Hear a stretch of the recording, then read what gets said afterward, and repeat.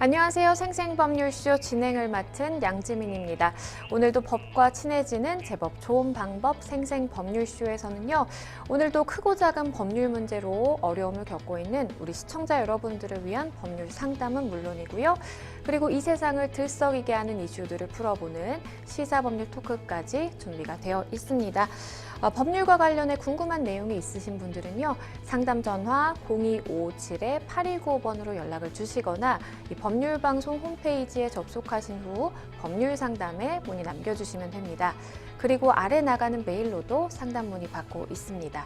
각 분야의 전문 변호사가 무료로 성심성의껏 상담을 해드리니까요. 많은 참여 부탁드립니다. 그리고 지금 이 방송은 유튜브를 통해서도 함께 시청하실 수 있습니다. 많은 시청 부탁드리겠고요. 또 소통의 창구도 열어두도록 하겠습니다. 그럼 오늘 도움을 주실 변호사님 소개해드리겠습니다. 이 법률사무소 HY의 황미옥 변호사님 자리하셨습니다. 안녕하세요. 안녕하세요. 법률사무소 HY의 황미옥 변호사입니다. 네, 오늘 황미옥 변호사님과 함께 시작해 보도록 하겠습니다. 그럼 생생법률쇼 오늘 접수된 상담 내용부터 함께 만나보시죠. 상가 전세 보증금을 반환받고 싶어요. 임차인도 재개발 보상을 받을 수 있나요? 아이스크림에서 칼날이 나왔어요. 조교도 대학 내 노동자입니다. 이렇게 오늘 4가지 상담 접수가 되어 있습니다. 잠시 후 황미옥 변호사님과 함께 짚어보도록 하겠고요. 우리 시청자 여러분들도 끝까지 어떤 해결책이 제시되는지 함께 해주시면 되겠습니다. 그럼 저희는 첫 번째 코너로 바로 가보겠습니다. 우리 시청자 여러분들이 법과 친해지기를 바라는 마음에서 다양한 코너들 마련해 두고 있는데요. 오늘은 대법원 화재의 판결을 소개하고 또 해석해보는 판결록 준비가 되어 있습니다. 뉴스와 신문에서 회자되곤 하는 이 화재의 판결 알아볼 텐데요. 오늘은 어떤 내용 가지고 오셨을까요? 예, 법적으로 혼인하지 않은 상태여도 실제로 부부처럼 함께 살고 있는 상태를 사실혼이라고 말하죠. 아마 많이들 들어보셨을 걸로 보이는데요.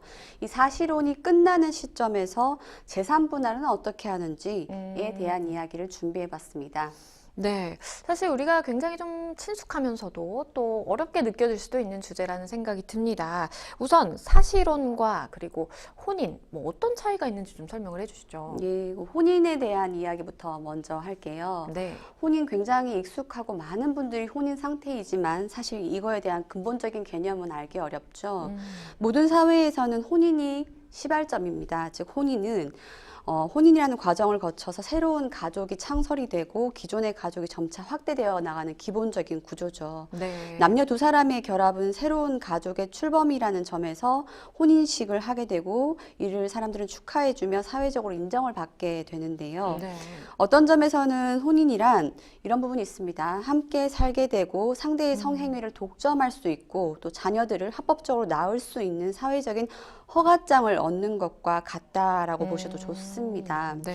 부부 중 어느 한 사람이 상대방을 저버린다거나 혹은 배우자 이외의 어떤 사람과 성관계를 맺는 등 배신을 해버렸다면 이혼의 정당한 사유가 되기도 하고 혼인 외에서 낳은 아이는 사생아 또는 적출, 옳은 용어는 아닙니다만 네. 이와 같은 것으로 규정되기도 합니다. 또한 혼인은 부부간의 호혜적인 경제적 의무 관계를 수립합니다. 이 부분 굉장히 중요하죠. 전통적으로 부인은 가사를 돌봤죠. 그리고 남편은 가족을 부양하는 생업에 종사할 것이 요구되었는데요. 여러 문화들에서 나타나는 혼인의 양식과 이에 수반되는 권리와 의무는 너무나도 다양합니다. 오랫동안 인류학자들은 과연 이 혼인의 본질을 무엇이라 정의할 것인지 굉장히 고심이 컸습니다. 그중에서 가장 널리 보편적으로 이 정도면 맞다, 타당하다라고 보는 정의는 바로 이겁니다. 혼인이란 한 남자와 한 여자의 결합으로 여자로부터 태어난 아이는 그 부부의 합법적인 자녀로 인정된다라는 영국 왕립 인류학회가 규정한 혼인의 정의인데요. 또한 흔히 사용되고 있는 간단한 정의를 한번 보면 네. 혼인이란 두 남녀가 사회적으로 인정된 성적이고 경제적인 결합을 한다라고 규정됩니다. 자, 우리나라로 돌아와 볼게요. 우리나라의 혼인을 염두에 둔다면 두 가지 정의 모두, 영국의 정의와 간단한 정의 모두 별 무리가 없겠습니다. 특히 첫째, 혼인은 한 남성과 한 여성의 결합이며 둘째로는 이 사이에서 태어난 자녀는 합법성이 부여되고 부부는 성적으로 뿐만이 아니라 경제적으로도 결합되며 마지막으로 이러한 결합은 사회적으로 인정된다라는 부분에서 앞선 정의는 충분히 타당하다고 보입니다. 네. 그러니까 이제 혼인이라는 그 개념을 조금 정리를 해보면 남녀 두 사람이 사회적으로 인정된 성적인, 경제적인 결합이다라는 이제 문구가 좀 와닿기도 합니다. 그러면 사실혼 같은 경우에 많은 분들이 좀 잘못 알고 계시는 부분도 많은 것 같아요. 사실혼의 경우는 어떨까요? 예, 사실은 맞습니다. MC님 말씀처럼 잘못 알고 계시는 부분이 많아서 오늘 좀 정립해야 되는데요. 사실상의 부부 생활을 하고 있지만 혼인신고만 하지 않은 상태를 의미합니다. 네. 내연관계와 준혼과는 좀 구분이 된다라고 보셔야 하는데요. 네.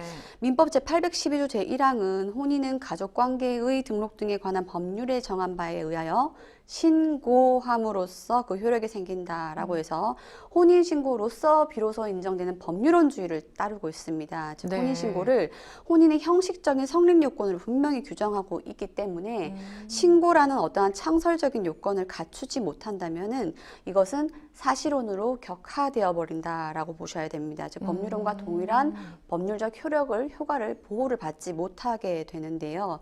그럼 사실혼은 어디까지 갖추어야 성립되는 것인가? 첫째, 두 사람은 혼인 의사의 합치는 있어야 합니다. 네. 그리고 객관적으로 사회관념상 남들이 보기에도 부부처럼 보이는 외관을 형성해야 돼요. 그게 뭐냐면은 부부 공동 생활을 인정할 만한 혼인 생활의 실체를 갖추고 있어야 됩니다. 그렇죠. 마지막으로 사회 정당성이 있어야 되는 거죠. 여기에서 구별하셔야 될 거 단순 동거와는 구별되는 겁니다. 단순 동거는 서로 혼인의 의사는 없이 그냥 같이 살고 있는 수준인데요. 이것은 분명히 사실혼과는 다르다고 보셔야 됩니다. 그러니까 이제 단순히 동거하는 사이라고 하면 우리가 이제 그 기간이 길어지다 보면 사실혼인가라고 생각을 하기도 하는데 그것과는 좀 다르다라는 말씀을 해주셨습니다.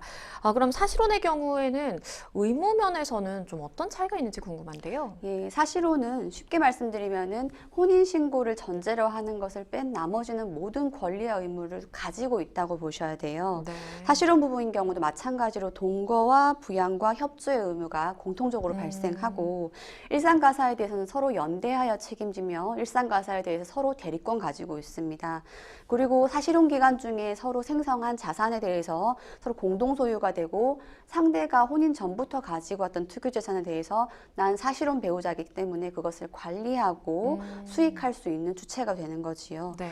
마지막으로 사실혼 배우자 중에 한 사람이 사망했다 혹은 생존했다 등등 이유로 금기법, 공무원 연금법 등등에서 연금이 지급이 될 때 사실혼 배우자에게도 연금 수급권을 인정해주고 있습니다.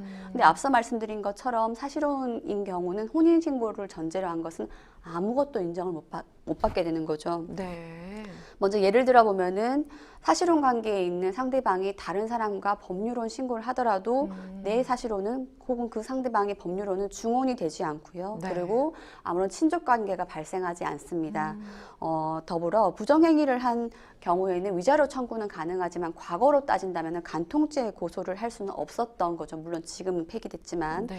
그리고 가장 중요한 거 사실혼 배우자인 상황에서 한 사람이 사망했다라고 하면은 그렇죠. 상속권을 주장할 수가 없습니다. 너무 불편한 부분이죠. 그리고 또 하나 챙겨야 될 것은 사실혼 부부 사이에서 출생한 자녀는 엄연히 혼인 외의 자녀가 되는 겁니다. 따라서 그 아이를 출생한 엄마는 충분히 친엄마, 친모의 관계를 인정받지만 친부의 경우에는 직접 그 아이를 출생신고하거나 혹은 인지라는 신고를 별도로 하지 않는 이상은 이 아이의 아빠가 이 사람입니다라는 거에 대한 인정을 쉽게 받기가 어렵습니다. 어떤 부분에 대해서는 이제 혼인과 마찬가지로 볼 수 있겠지만, 하지만 실제 혼인과 비교하자면 이 혼인 신고를 전제로 이제 법률상의 부부 관계로 전제로 해서 이루어지는 것들은 조금 어느 정도 인정을 받기 굉장히 좀 어렵다라고 기억을 해주시면 될 것 같습니다. 그럼 오늘의 주제로 좀 돌아와서요. 오늘의 사건 어떤 내용일까요? 예, 앞서 말씀드린 것 중에 지금 빠져 있는 것이 있죠. 바로 사실혼이 끝나는 경우, 바로 사실혼 해소인데요. 네. 오늘 판결내는 사실혼 해소와 관련된 이야기입니다. 사실혼 해소라는 것은 혼인신고한 법률혼에 비해서 굉장히 간단합니다. 어느 정도로 하냐면 더 이상 당신과 살지 않겠소라는 단순한 통보만으로도 사실혼은 깨어지고 종결되는 것이죠. 그것을 법률적으로 사실혼 해소라고 하는데요. 네. 물론 해소야 그렇게 쉽겠지만 그로 인해서 후발적인 문제가 발생합니다. 바로 재산 분할과 그쵸. 위자료 등등의 문제인데요. 그럼 사실혼이 해소되었다라면 재산 분할이 발생하는데 분할의 대상이 되는 재산과 액수를 정하는 시기는 언제냐라고 보는데요. 바로 사실혼이 해소된 시점이라고 봅니다. 네. 못 살겠어, 그만 살아 했던 바로 그날이 되는 거죠. 근데 요즘에 우리 그 부동산 가격의 등폭이 굉장히 심한 시대를 그쵸. 살고 있기 때문에 소송이 뭐 한두 달에 끝나는 것도 아니고 심한 경우에는 소송이 항소심까지 가는데 2년 반, 3년 걸리는 경우도 있는데 처음에 사실은 해소될 때에는 2억짜리 부동산이 소송이 끝날 때쯤에는 4억이 되고 5억이 됐다. 그럼 뭘 기준으로 보냐? 특히 부동산 가액을 배상해야 되는 입장에서는 굉장히 불합리성을 가지고 있죠. 네. 이에 대해서 판례는 뭐라고 이야기하냐면 사실혼이 해소 빠방된 다음에 판결이 마무리되는 시점 사이에 등폭이 있었다면 그러한 외부적 후발적 사정까지 모두 고려하여서 재산분할 가액 대상에 산정하라라는 게 오늘의 중요한 이슈였습니다. 그러면요, 원심의 판결부터 우선 좀 짚어볼게요. 어땠을까요? 예, 어디까지나 판결은 사실관계를 전제로 하죠. 네. 이 사실관계는 2006년도 2월 17일에 두 부부는 협의 이혼을 했습니다. 그런데 제가 실제로 맞닥뜨리기에도 협의 이혼 이후에도 여러 가지 사정으로 인하여 사실혼 관계를 유지하시는 분들이 꽤 많습니다. 뭐 양육의 이유, 그쵸. 주거 공간이 정리되지 않는 이유 등등으로 해서 그래서 6년도에 협의 이혼을 했지만 그 이후에 한 7년 정도를 사실혼 관계 지내다가 13년도 5월에야 사실혼 관계가 해소가 되었습니다. 네. 그래서 이 사건에서 원고와 피고가 부부 공동재산에 대해서 증식에 기여한 상황을 고려할 때 어떻게 결정할 것인가가 굉장히 중요한 부분이었는데요. 판결은 원심은 이렇게 봤습니다. 아파트에 대한 그 가액은 모두 적극재산에 해당한다. 따라서 나누어야 할 대상에 해당한다라는 것이고 아파트 가격 얼마인데 아파트 가격이 제일 중요하죠. 그쵸. 그래서 그 아파트 가격은 사실심 변론 종결일, 즉 1심 변론 종결일, 항소심 변론 종결일에 가장 근접한 9억 3천만 원으로 봤고요. 네. 그리고 아파트가 9억 1천만 원으로 산정된다라고 봐서 가장 인접한 실거래가를 봤는데요. 그리고 뭐 마이너한 문제이긴 하지만 공정증서에 기재된 대출금의 일부인 1억 7,900만 원에 대해서는 원고가 가진 채무라고 인정하기 어려워서 원고가 가지고 있는 채권이라고 인정하기 어려워서 분할 대상인 적극재산으로 산정하지 않았고요. 그리고 네. 우리은행 마이너스 통장 대출금 채무에 관해서는 13년 6월 6일 이후, 즉 하실혼이 해소된 이후에 대한 부분은 더 이상 두 사람이 재산분할과 관련된 것이라고 보기 어렵다라고 보았고 마지막으로 기여도를 65%, 35% 산정하는 부분이었습니다. 그리고 어디까지나 이혼이든 사실혼 관계 해소든 깨어졌다 하면 누구 책임이냐? 책임 더 큰 사람이 위자료 물어라 이런 이야기 나오지 않습니까? 네. 그런데 이 사례에서는 두 사람 모두 쌍방 공이 책임의 정도가 대등하다라고 봐서 누가 누구에게 위자료 배상할 필요 없다. 대등하니까 위자료는 쌍방 기각하는 것으로 이렇게 마무리 지었고 마지막으로 방점 찍고 가야 될 것은 면접교섭권과 월 120만 원의 양육비 인정한 바 있었습니다. 네, 이렇게 이제 원심 판결에 따르면 재산 분할이 어떻게 됐는지, 그리고 이제 양육비의 부분, 또 위자료 부분까지 이렇게 좀 짚어주셨는데요. 그러면 대법원에서의 판단은 좀 달랐을까요? 어땠을까요? 예, 대법원 판결도 거의 대동소이하다고 보셔야 되는데요. 네. 사실혼 해소를 원인으로 한 재산 분할에서 분할의 대상이 되는 재산과 액수는 앞서 말씀드렸던 것처럼 사실혼 해소된 날입니다. 그런데 해당 분할의 대상이 되는 재산에 대해서 가액 평가는 언제로 보냐라면은 사실심 변론 종결일까지 보는 것이 원칙이고요. 따라서 그 사이에 부동산이 폭등했다, 폭등한 가격 기준으로 갑니다. 그리고 폭락했다, 폭락한 가격 기준으로 합니다. 네. 그 과정에서 잘 판단하셔야 되는 부분 발생하고요.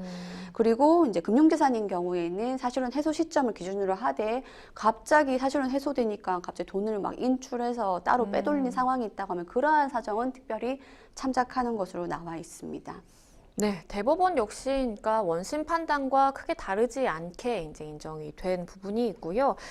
사실 이제 사실혼인 관계에 이제 부부들이 많이 늘어남에 따라서 사실혼 해소의 경우에는 우리가 법적으로 좀 짚어봐야 되는 부분들이 뭐가 있는지 그리고 어떻게 판단을 받을 수 있는지에 대해서 짚어봤습니다. 네, 판결로 오늘 여기까지 하도록 하겠습니다. 여러분은 지금 생생법률쇼와 함께하고 계십니다. 쉽사리 해결되지 않는 법률 문제를 끌어안고 있다면 지금 생생법률쇼와 함께 하시죠. 법률 고민이 해결되는 가장 쉬운 방법을 소개해 드릴게요. 첫째, 01557-8295번으로 전화를 한다. 둘째, 법률방송 홈페이지에 접속해서 법률상담 게시판에 문의를 남긴다. 셋째, 지금 화면에 나오고 있는 이메일 주소로 사연과 연락처를 보낸다. 생생법률쇼가 자랑하는 각 분야의 전문 변호사가 여러분의 더부룩한 속을 뻥 뚫어드립니다. 속 시원한 스파클링 법률 상담 프로그램 생생법률쇼. 지금 바로 전화주세요.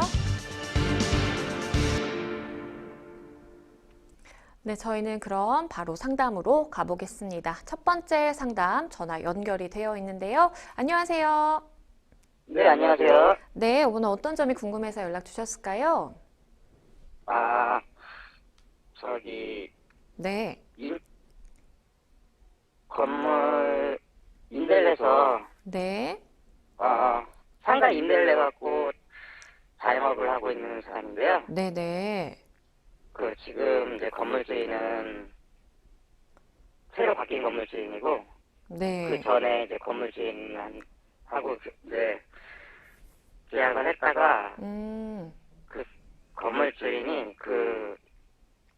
건물담보로 빚을 좀 많이 냈나 봐요. 그래갖고, 그래서 주인이 바뀌게 된 그런 상황인가 보네요.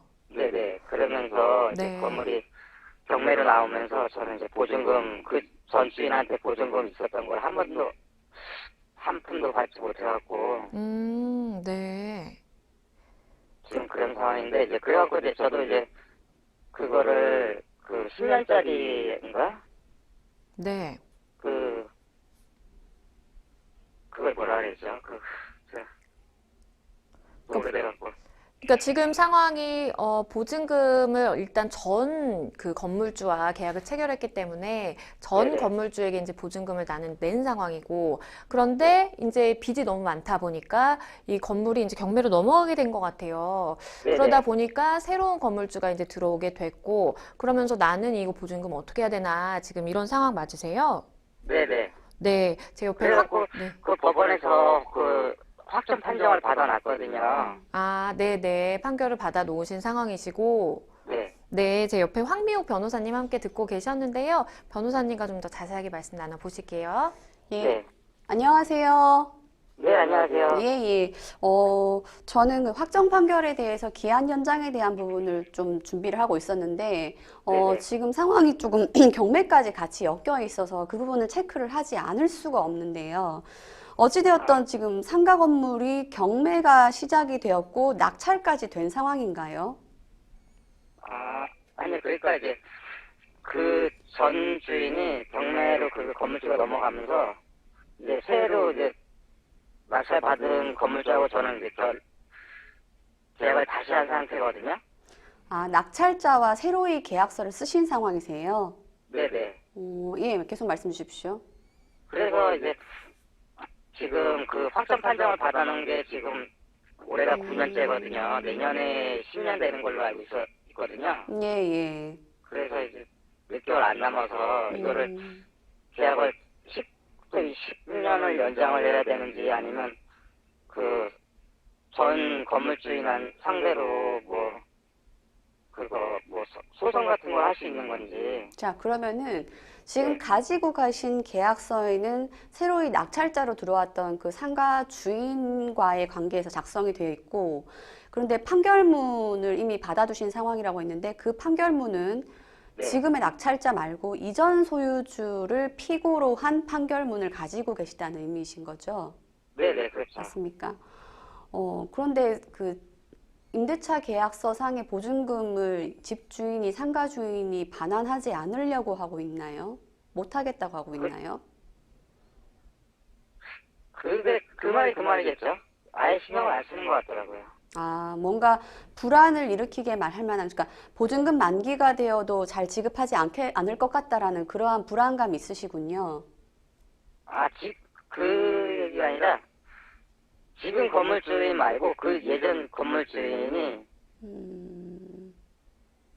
예전 건물 주인으로부터 받은 판결문을 어떻게 하면 연장시킬 것인지 그 부분이시군요. 네네, 뭐, 연장을 해야 되는 건지 아니면 뭐, 다른 소송을 방법이 있는 건지.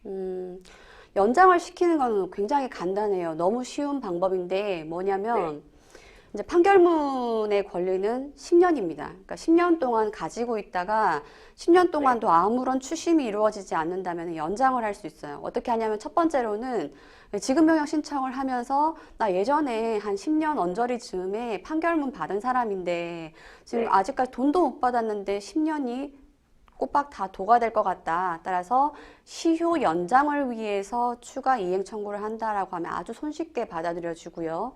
그리고 요즘엔 또 그 과정에서 이제 좀 제도를 개선하는 것으로 해서 10년이 다 됐기 때문에 재판상 청구권을 아직 내가 보유하고 있습니다라고 하는 확인의 소를 제기할 수 있어요. 그 새로운 트렌드인 그 소송을 제기하시면 인지대도 10분의 1로 10%만 납부하시면 되고 굉장히 간단하게 되는데요. 네. 이 부분을 잘 염두에 두시고, 그러니까 전 임대인이라고 표현할게요.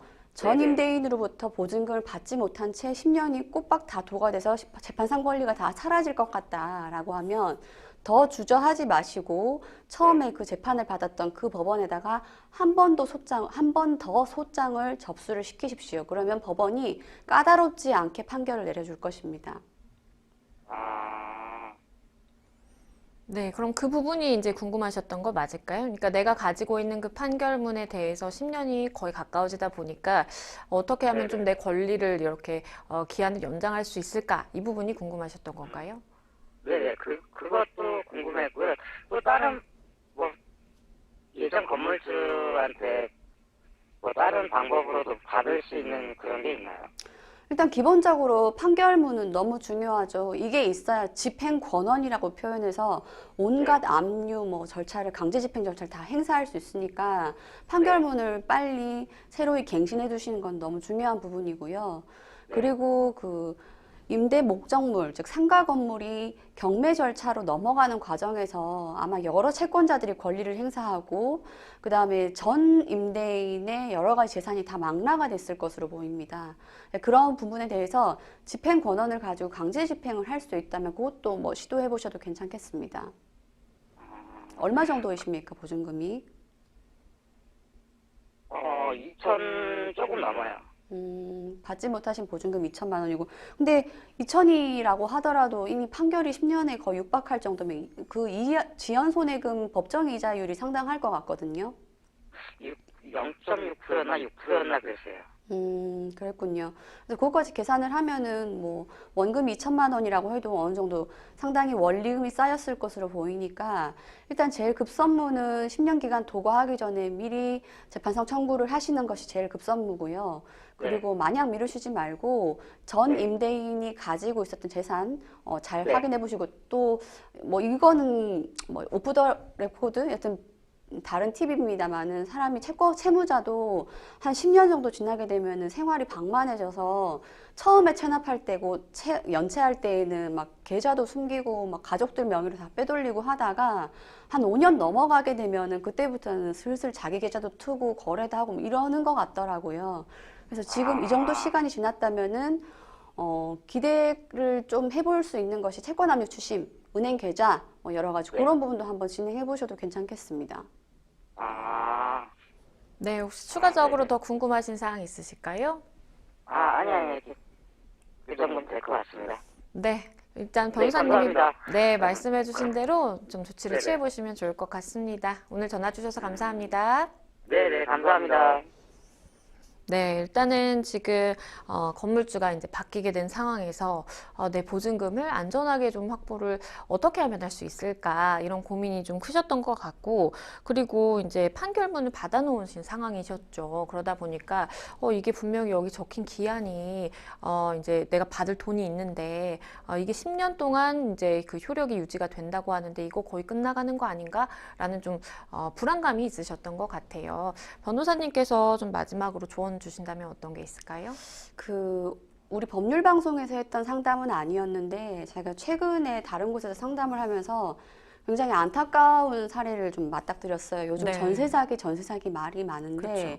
마침 상담했던 분께서는 그 쌍둥이 건물에 그러니까 조그만 원룸 투룸 정도의 그 세입자들이 보증금을 받지 못했고 알고 봤더니 그 집주인은 애초부터 그 보증금을 다 수거한 다음에 반환할 의사가 없었던 상황이어서 네. 세입자분들 대부분 다 청년들이었어요. 그래서 그 청년분들이 120분 정도가 보증금을 받지 못해서 굉장히 고생하는 사례를 본 적이 있었는데요. 지금 사회적으로 전세 사기가 큰 문제인 것 같습니다. 그렇죠. 상담자분도 결국은 세입자로서 보증금을 받지 못한 게 지금 문제인 것 같은데 네. 상담 도중에 좀 체크 못했던 부분은 그거예요. 그러니까 전 임대인으로부터 보증금 받지 못했고 새로이 낙찰자로 들어오신 분과 새 계약서를 쓰셨는데 그럼 받지 못했던 보증금이 아마 한 번에 경매 절차를 거치면서 어떠한 처리가 됐을 걸로 보이거든요. 그러니까 대항력을 행사한다거나 우선 변제권을 행사해서 순위에 따라서 배당을 받으신다거나 뭐 그런 여러 가지 선택지가 있었을 텐데 그 선택지를 어떻게 행사했는지 아니면 아무런 권리도 행사하지 않으셨는지 뭐 그런 부분 좀 확인을 했었어야 되는 것 같고요. 여튼 지금 뭐 새로운 임대인분과 계약서 잘 쓰셨고 뭐 이런 케이스겠죠. 대항력을 행사하셔서 만기까지 잘 거주하신 다음에 임차인이 월세를 잘 납부하시는 것 같으니까 자 그러면 다시 나랑 계약합시다. 이렇게 해서 상가 건물 계약을 체결하신 것 같아요. 그러면은 엄연히 전 임대인으로부터 받지 못한 보증금 채권은 살아 있는 거죠. 이 상황에서는 아주 일반론적으로 가야죠. 판결금 채권의 시효 기간이 10년인데 그에 임박했다면은 시효 연장을 위해서 소재기를 해야 된다. 네, 굉장히 간단해요. 그래서 해당 판결문을 내려줬던 그 법원으로 가셔서 빨리 판결을 다시 내려주세요라고 하는 소장을 빨리 쓰시는 것이 기본적으로 필요해 보이고요. 네. 잠깐 언급드렸습니다만은 요즘에 좀 새로운 소송이 나왔는데 뭐냐면 10년 다 되어서 다시 소송 제기하는데 또 이것도 인지액 그대로 내고 뭐 해야 되냐 또 그리고 그 금액이 큰 경우에는 또 합의분 판사한테까지 가야 되냐 뭐 이런 반성 때문에 대법원이 10년 연장한다는 단순한 그런 목적 때문이라면은 재판 청구권 확인을 위한 소송을 할 수 있다. 인지대도 10%만 내고 판사 3명인데 가지 말고 판사 1명 있는데 가도 되고 이렇게 특례를 인정을 했거든요. 네. 뭐 특례 표현하겠습니다만 그런 특례가 있으니까 재판 청구권 확인을 위한 소송이라는 새로운 유형의 소송도 제기하시는 것도 괜찮게 보입니다. 네, 변호사님께서 말씀해 주신 것처럼 일단은 지금 뭐 10년이 다 가까워진 시점이다 보니까 빨리 좀 조치를 취하셔야 될 것 같고요. 변호사님 말씀해 주신 거 잘 좀 기억을 하시면 큰 도움이 되실 것 같습니다. 저희는 또 다음 상담으로 넘어가 보겠습니다. 다음 법률방송 이메일을 통해 접수된 내용입니다. 함께 보시죠. 아버지가 20년 동안 공장을 운영하고 계시는데요. 곧 재개발 사업이 진행될 것 같아 사연을 남깁니다. 아버지는 토지와 건물을 소유한 조합원은 아니고 건물을 임차해 공장을 운영하고 있는 사업자입니다. 재개발이 진행될 경우 어떻게 금전 보상을 받을 수 있을까요? 일단 아버님께서 20년 동안 공장을 운영하고 계시고 임차해서 운영하고 있다라는 말씀을 해주셨습니다. 일단 재개발 예정이다라는 말씀을 해주셨는데 이 재개발과 재건축 많은 분들이 이제 뭐 섞어서도 쓰시고 굉장히 혼란스러워하시는 개념 중에 하나인 것 같아요. 재개발과 재건축은 어떤 차이가 있는 걸까요? 네, 말씀 주신 것처럼 재개발, 재건축 말이 한 끗 차이여서 굉장히 헷갈리실 수 있을 걸로 보이는데요. 네. 좀 다른 부분이 있습니다. 재건축부터 보면은 재건축이라는 건 말 그대로 건물 하나 부수고 새로 짓는 걸 재건축이라고 합니다. 네. 그렇기 때문에 일대를 다 바꾼다 이런 건 아니고요. 근데 그에 비해서 재개발이라는 것은 하나의 건물만 부셔서 새로 짓는 개념이 아니라 일대를 싹 바꾸는 겁니다. 네. 그래서 재개발이 어울리는 단지는 어떤 곳이냐면 기반 시설 자체가 취약하고 굉장히 노후한 곳, 그 다음에 구획이 정리가 잘 안 된 곳이 재개발이란 말이 나와요. 대표적으로 익숙하신 부분은 뭐 아현동 재개발, 수유동 재개발 하면 익숙하실 걸로 보이고요. 재건축 같은 경우는 기반 시설은 이미 잘 되어 있어요. 뭐 네. 상하수도라든지 공원이나 이런 부분은 잘 갖추어져 있는데 건물만 노후돼서 그 건물만 부수면 되는 거라서 주로 강남 지역이 많죠. 예를 들면은 많이 들어보신 곳이 대치동 음마아파트 재건축, 그리고 잠실 5단지, 주공 5단지 재건축 이런 부분인데요. 그래서 재개발과 재건축은 그 범위에서 차이가 있기 때문에 향후에 보상금을 어떻게 지불할 것인지, 그리고 현금 정산을 어떻게 할 것인지와 계속 문제가 맞물려서 돌아가게 됩니다. 아무래도 지금 뭐 재개발 사업이 진행될 것 같다라는 말씀을 주셨고, 그래서 20년 동안 운영을 하시던 이 공장을 다른 곳으로 좀 이전을 해야 되지 않을까라는 생각을 하고 계신 것 같아요. 아무래도 영업상에 이제 좀 손실이 발생할 수 있는데 이 부분은 어떻게 해야 되는 건가요? 예, 그 사안에서 이런 말씀 주셨어요. 아버지는 토지와 건물을 소유한 조합원은 아니고, 네. 조합원은 아니고 건물을 임차해 공장을 운영하고 있는 사업자다, 즉 공장 세입자다 이런 말씀이시란 말이에요. 만약에 이 일대가 재건축이 이루어진다라고 하면은 세입자에 불과한 아버님께서는 세입자로서 주거 이전비를 받는다거나 아니면은 상가의 주인은 아니지만 내가 영업을 하고 있었는데 당장 나가라고 하니까 영업보상비 받아야겠소 하는 상가 영업보상비를 받으실 수가 없습니다. 그런데 네. 다행스럽게도 이 사안 같은 경우는 기반 시설이 굉장히 노후되어 있는 일대에 이루어진 재개발로 보여서 네. 재개발인 경우에는 단지 조합원 지위가 없다 하더라도 세입자라 하더라도 세입자로서 주거 이전비와 상가에 대한 영업보상비 등등을 청구할 수 있다라고 보셔야 됩니다. 그러니까 말씀해 주신 것처럼 재개발의 경우에는 임차인도 이에 대한 보상을 받을 수 있지만 재건축의 경우에는 조금 다르다라는 이제 말씀을 해 주셨고요. 그러면 이 보상금을 이제 지급을 받아야 되는데 어떻게 받는 게 사실 중요하죠. 이게 가만히 있으면 알아서 이거를 뭐 지급을 해주는 건지 아니면 내가 따로 뭐 어디 방문한다라든지 아니면 신청을 통해서 이렇게 해야 되는 건지 좀 궁금하실 것 같은데요. 어떨까요? 판례의 기본적인 프레임을 말씀을 드려야 되는데 네. 판례는 이렇게 이야기합니다. 지금 여기 재개발을 하려면은 어쨌든 여기 살고 있는 사람들을 다 내보내야 그렇죠. 부수고 철거하고 다시 건축하고 이게 가능하지 않겠습니까? 그러면은 사람들을 내보낼 때 이주시키고 건물 인도 요구하고 토지 인도를 요구할 때 그 보상비는 먼저 선지급해야 될 의무가 있다라고 봅니다. 이제 무슨 말이냐면은 돈 줄 거 주고 주거 이전비나 영업 보상비를 먼저 줄 거 주고 나가라고 요구를 한다는 게 기본적인 프레임이에요. 그래서 일단 사업 시행 주체는 그 사람에게 얼마를 지불해야 될지를 어느 정도 평가를 하게 됩니다. 이때 감정 평가인을 누구로 지정하는지 굉장히 첨예한 대립이 있게 되는 거죠. 그래서 네. 사업주 측에서도 감정 평가인을 지정할 수 있고, 그 다음에 소유주 측에도 감정 평가인을 지정할 수 있는 등 그 과정에서 굉장히 여러 가지 문제가 있는데요. 그렇게 해서 선정이 되고 나면 일단은 당신에게 지불할 보상액은 얼마입니다라고 제안을 하고 결정을 내립니다. 그런데 뭐 많이들 뉴스에서 보셨겠지만 그 금액이 현 시세에 미달하지 못해서 그렇죠. 여러 가지 답답함이 많으신 분들 있으실 거예요. 그런 네. 경우에는 그 보상금 결정에 대해서 일단 행정심판을 제기할 수 있어요. 너무 적다. 아무리 시세에 다 달할 수는 없겠지만, 그 정도 기대는 못 하겠지만, 어떻게 보면은 땅이고 뭐 다 뺏기고 기부 체납까지 하는 상황에서 보상도 못 받겠다. 라고 해서 행정심판을 제기할 수 있어요. 네. 재결심판 제기할 수 있고, 그 다음에 그렇게 내려진 행정심판 재결에 대해서도 여전히 불복이 있다면 그때는 어디로 가느냐? 법원으로 가는 거죠. 따라서 심판 결과에 대해서, 재결에 대해서 불복이 있는 사람은 관할 행정법원에다 행정소송까지 제기할 수 있고, 행정소송은 아시다시피 3심제로 이루어지게 되는 겁니다.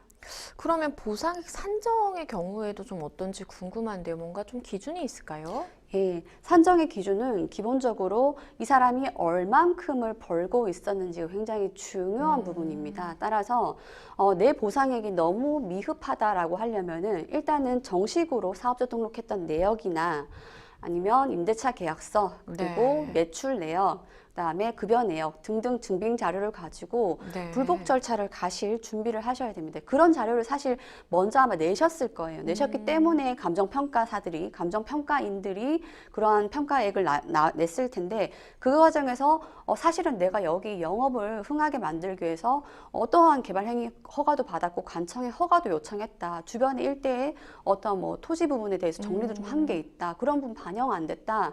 라고 하는 게 있으면 계속 추가적으로 의견 내실 수 있습니다. 그러면 이렇게 재개발이 확정이 되면 내가 실제로 보상금을 지급받기까지의 좀 시간은 일반적으로 좀 어떻게 걸릴까요? 예, 상당히 많은 기간이 걸리게 되는 거죠. 처음에 시작할 때 사업 시행한다라고 결정하고 마지막으로 공사 착공할 때 들어가는 기간에 대해서 사람들은 뭐 흔히들 이야기하는 걸로 그 기간은 아직 실제로 착공이 들어가야 들어가는 그쵸. 거지 언제 기다릴 수 있겠냐라고 하는 건데 사실 착공은 거의 10단계 이루어지는 그 과정 중에 가장 마지막이라고 보셔야 되는 거고요. 네. 어떻게 일반적으로 말씀드리긴 좀 어려워요. 아시다시피 아까 그 대표적인 재개발 지역 같은 경우에는 그 재개발이 이루어지는데 상당히 오랜 기간 걸렸던 걸 많이들 보셨을 것 같습니다. 따라서 일률적으로 말씀드릴 수는 없지만 네. 수년에서 십수년이 걸리기도 하는 것 같습니다.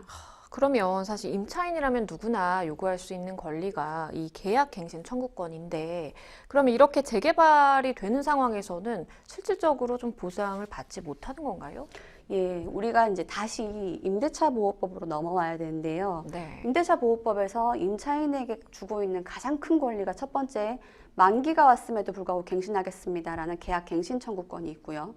두 번째로는 나 여기서 장사했으니까 권리금 받아야겠어요 라고 하는 권리금 회수기회 보장 두 가지가 있는데요. 네.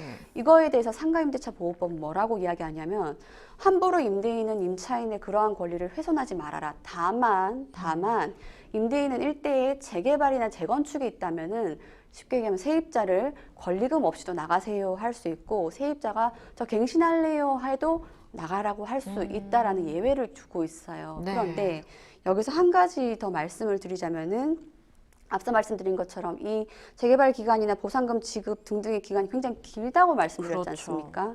그러면은 언제쯤까지 계속 뭐 10년 걸리고 있는데 10년 동안 계속 계약갱신 거절한 다음에 새로운 세입자 들이고 이건 아니란 말이에요. 그렇죠. 그래서 실제로 판례는 관리처분계획의 인가고시 거의 막바지입니다. 그때에서야 계약갱신을 거절할 수 있다. 그때에서야 권리금 없이 보낼 수 있다고 하고요. 그 앞 단계인 사업시행 인가고시 단계에서는 전혀 계약갱신을 거절할 수 없다라고 이야기하고 있습니다.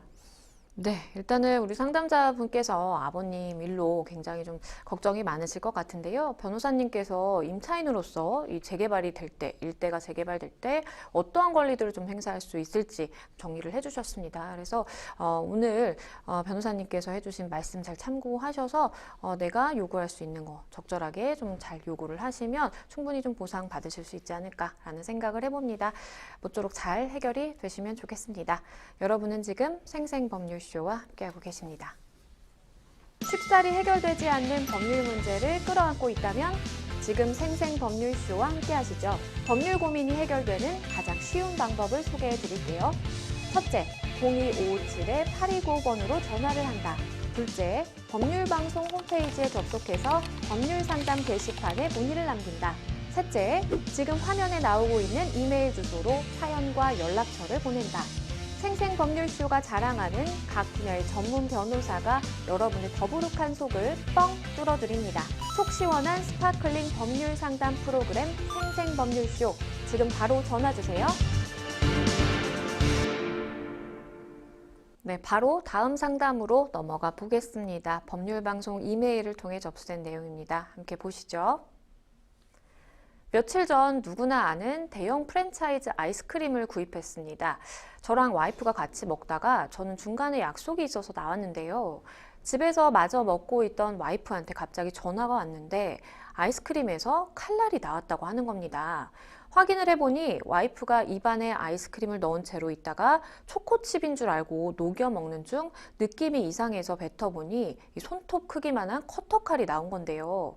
와이프는 본인 입에 칼날이 들어왔다 나갔다는 생각에 이후로 식사도 잘 못하고 스트레스로 편두통이와 약을 복용하고 있습니다. 그래서 저는 바로 해당 지점 및 본사에 항의를 했고 환불을 받았습니다. 그리고 이후에 물건을 회수해 가겠다는 답변을 들었는데요. 하지만 아무래도 칼날이 나온 물건을 그냥 주면 이 사건이 흐지부지 끝날 것 같아서 식약처에 역학조사를 맡기려고 하는 상황입니다. 그 전에 원만하게 합의가 된다면 좋겠지만 그렇지 않다면 언론 제보도 충분히 생각을 하고 있는데요. 이 경우 법적으로 다툰다면 승산이 있는지, 그리고 보통 합의는 어떻게 이루어지는지 궁금합니다. 또한 해당 증거 물품을 본사 측에 보내는 게 맞을지 아니면 식약처에 의뢰를 하는 게 나을지도 상담 부탁드립니다. 일단 아이스크림을 먹다가 굉장히 위험할 수 있는 칼날이 나왔잖아요. 좀 정신적으로도 충격이 좀 있으실 것 같은데 이렇게 이물질이 들어간 음식을 판매한 이 가게에 대해서는 뭔가 좀 조치를 취할 수 없나요? 뭐 가게라고 해도 일단 지금 처음 시작할 때 대형 프랜차이즈 아이스크림을 드셨다라고 네, 하셨어요. 그쵸. 그러면 이제 직영점인지 아니면 단순 음. 프랜차이즈에 대한 가맹점인지에 따라서 법률 문제 좀 달라진다고 보셔야 되는데요. 네. 일단 직영점이다, 그러니까 본사에서 운영하는 곳이다라고 했을 때에는 본사 측이 제조물에 대해서 그 음식에 대해서 제조상의 결함이 있는지 등등을 밝혀야 될 문제고요. 네. 단순히 판매를 했을 뿐이다, 가맹점으로서 본사에서 제공한 물품을 판매했을 뿐이다라고 하면 뭐 판매자 측이 내부 물건을 어떻게 검수해야 된다거나 그런 의무가 있지 않은 이상 판매한 개인 가게에 대해서는 어떤 책임을 묻긴 좀 어려워 보입니다.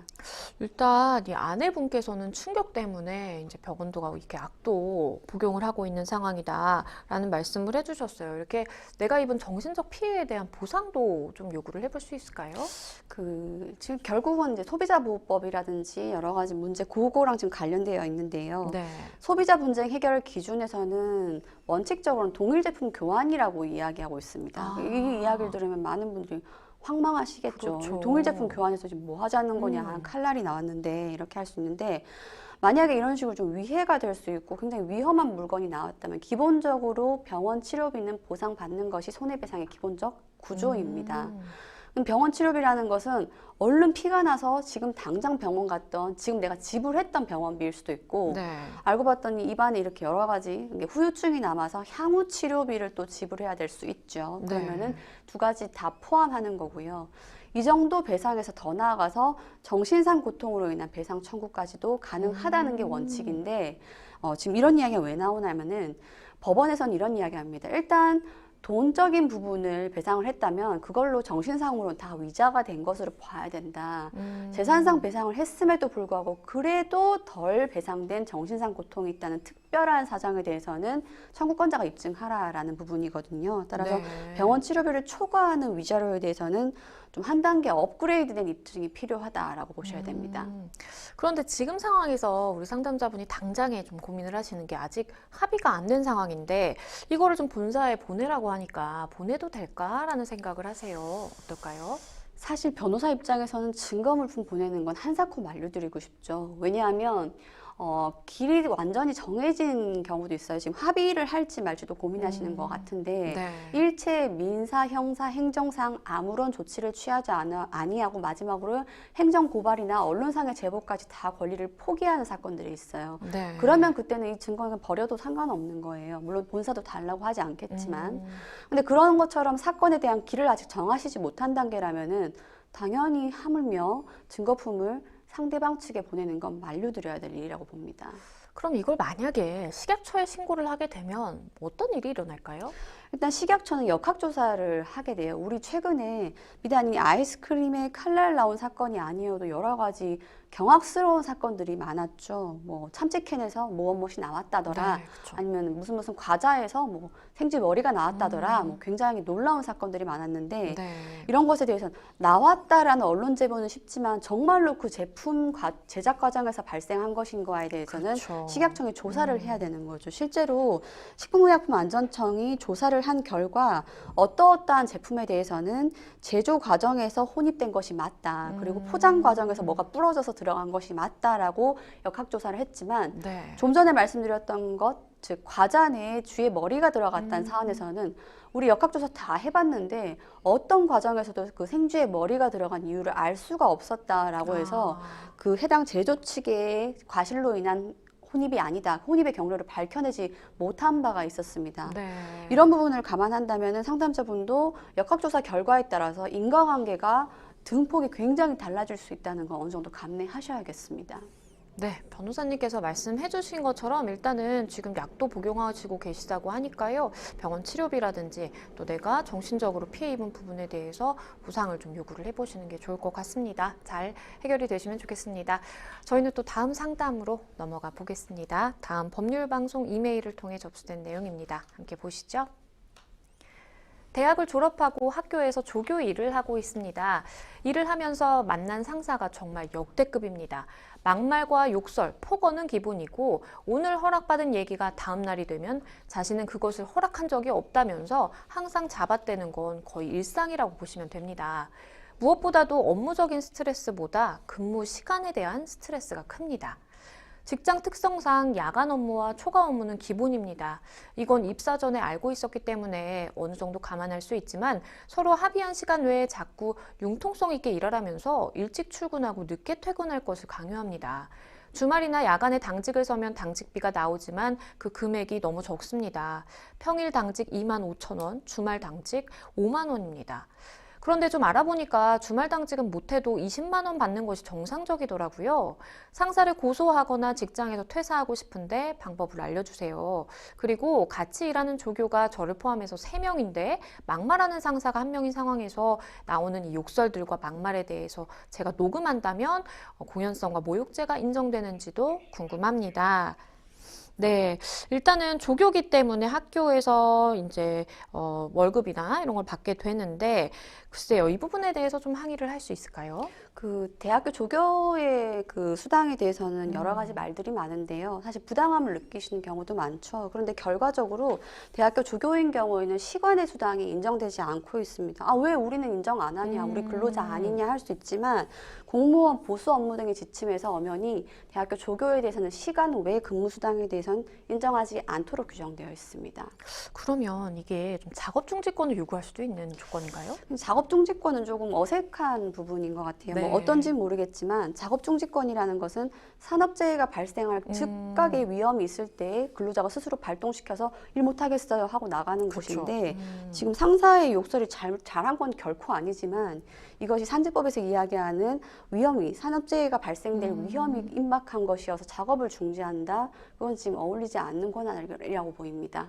그런데 언뜻 드는 생각이 이게 직장 내 괴롭힘 아닌가라는 생각도 들더라고요. 어떻게 보면 될까요? 예, 맞습니다. 그 직장 내 괴롭힘 요즘 많이들 쓰시지요. 네. 즉 직장에서의 상사, 그다음에 상급자들이 지위나 관계 등의 우위를 이용해서 하급자에게 업무상 적정 범위를 넘는 어떤 신체적, 정신적 고통을 주는 걸 두고 직장 내 괴롭힘이라고 이야기를 하는데요. 네. 지금 아마 이 사안은 딱 그에 해당하는 것으로 보입니다. 따라서 직장 내 괴롭힘이 뭐예요? 어떻게 해야 돼요? 하겠지만 그러면 이제 근로자 입장에서는 해당 사용주 측에다 나 이 사람과 일 못하겠어요. 분리해 주세요. 그다음에 그렇죠. 직위를 바꿔주세요. 등등의 요청을 할 수 있고 특히 만약에 상급자가 사용주와 어떤 친인척 관계다 하면 즉각적으로 사업주에게 과태료도 매겨지게 됩니다. 일단 조교가 상담자와 이 상사를 포함해서 3명이고요. 막말을 하는 상사가 1명인 상황이에요. 그런데 이걸 좀 녹음해도 될까라는 생각이 드시는 것 같아요. 법적으로 좀 문제가 없을까요? 증거로 활용하시려면 녹음을 하셔야죠. 그래서 지금 통비법에서 이야기하는 녹음이 불법이다라고 하는 것은 나는 그 대화에 전혀 끼지 않은 제3자인데 타인 간의 대화를 여기서 녹음하는 것을 감청과 유사하다고 보는 건데요. 그건 네, 안 되지만 그렇죠. 나도 엄연히 대화 당사자이기 때문에 그 과정에서 녹음하는 것은 충분히 민사소송에서 적극적인 증거의 효력은 있다고 보셔야 됩니다. 근데 하나만 참조로 말씀드리면은 네. 요즘 워낙 녹음기를 막 하다 보니까 아무리 대화 당사자여도 나 녹음되는 거 싫은데 하셔서 손해배상 청구하는 경우 있는데 네. 음성권 침해라고 해서 참 적은 금액이지만 판결 나오는 사례 있으니 참조는 하셔야겠습니다. 네, 그럼 마지막으로 좀 조언 주신다면 어떤 게 있을까요?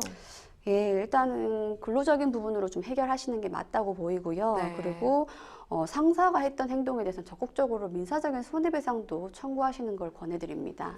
네, 일단은 지금 굉장히 스트레스를 받으시는 상황이에요. 근데 변호사님 말씀해 주신 것처럼 지금 상황에서 뭔가 작업 중지권은 좀 맞지 않는 이제 결이고, 직장 내 괴롭힘이라고는 충분히 또 볼 수도 있기 때문에 이 관련된 증거 잘 수집하셔서 대응하시면 좋겠습니다. 모쪼록 마음고생이 심하실 텐데 잘 해결이 되시면 좋겠습니다.